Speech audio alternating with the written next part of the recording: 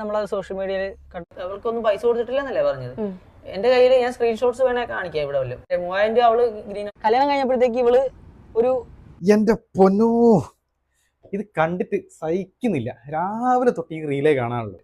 അപ്പം ഇത് കാണുമ്പോൾ ചെറുതായിട്ടെങ്കിലും ഒരു പണി കൊടുക്കണം നിങ്ങൾ വിചാരിച്ചിട്ടുണ്ടോ? അപ്പോൾ പണി കൊടുക്കണമെന്നുണ്ടെങ്കിൽ നിങ്ങൾ അവൻ്റെ കമൻറ്റ് ബോക്സ് കയറി തെറി വിളിച്ചിട്ടോ അല്ലെങ്കിൽ അവൻ്റെ ആ ഒരു വീഡിയോസിനെ ഡിസ്ലൈക്ക് ചെയ്തിട്ടോ ഒന്നും കാര്യമില്ല. ഇതിന് പ്രോപ്പറായി ചെയ്യേണ്ട ഒരു മെത്തേഡ് ഉണ്ട്. അതിനെയാണ് നമ്മൾ റിപ്പോർട്ട് അടിക്കുക എന്ന് പറയാം. ചാനൽ റിപ്പോർട്ട് ചെയ്ത് കഴിഞ്ഞാൽ ഒരുപാട് പേരുടെ റിപ്പോർട്ട് വന്നു കഴിഞ്ഞാൽ ചാനൽ ഡീബാർ ആവാനൊക്കെ ചാൻസ് ഉണ്ട്. അപ്പോൾ എങ്ങനെയാണ് ഒരു ചാനലിൻ്റെ FB പേജ് റിപ്പോർട്ട് അടിക്കുക എന്നുള്ളത് ഞാനിപ്പോൾ ഒന്ന് കാണിച്ചു തരാം. ഇതേപോലെ തന്നെ നമുക്ക് യൂട്യൂബും ഇൻസ്റ്റാഗ്രാമും റിപ്പോർട്ട് അടിക്കാൻ വേണ്ടി സാധിക്കും.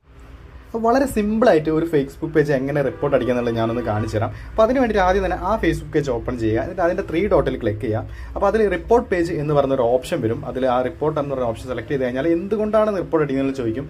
അപ്പോൾ അതിൽ കൃത്യമായിട്ടുള്ള ഓപ്ഷൻ നിങ്ങൾ കൊടുക്കുക. ഞാനിവിടെ ഹെയ്റ്റ്ഫുൾ കണ്ടന്റ് എന്ന് പറയുന്ന ഓപ്ഷനാണ് കൊടുക്കുന്നത്.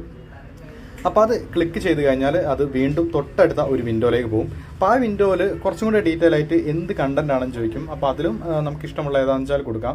അപ്പോൾ ഇവിടെയും ആ ഹെയ്റ്റ്ഫുൾ സ്പീച്ച് എന്ന് പറഞ്ഞതാണ് ഞാൻ കൊടുത്തിട്ടുള്ളത്. അപ്പോൾ അതിനുശേഷം അത് കണ്ടിന്യൂസ് ആയിട്ട് പോസ്റ്റ് ചെയ്യുന്ന ആ സ്പീച്ചാണോ എന്നൊക്കെ ചോദിക്കുമ്പോൾ അതൊക്കെ നിങ്ങൾ ഓക്കെ കൊടുക്കുക. അതിനുശേഷം ഏറ്റവും അവസാനം നെക്സ്റ്റ് എന്ന് പറയുന്ന ഓപ്ഷൻ കൊടുത്തു കഴിഞ്ഞാൽ ഈ പേജ് നമ്മൾ റിപ്പോർട്ട് ചെയ്ത് കഴിഞ്ഞു. അപ്പോൾ ഇത്തരത്തിൽ നമ്മളെപ്പോലുള്ള ഒരുപാട് ആളുകൾ റിപ്പോർട്ട് ചെയ്ത് കഴിഞ്ഞാൽ ഈ പേജ് ഡീബാർ ചെയ്യപ്പെടും. അത് കാരണം ഇവൻ്റെയൊക്കെ കുത്തിക്കഴപ്പ് നിൽക്കുകയും ചെയ്യും. അപ്പോൾ ഇത്രയേ ഉള്ളൂ പരിപാടി.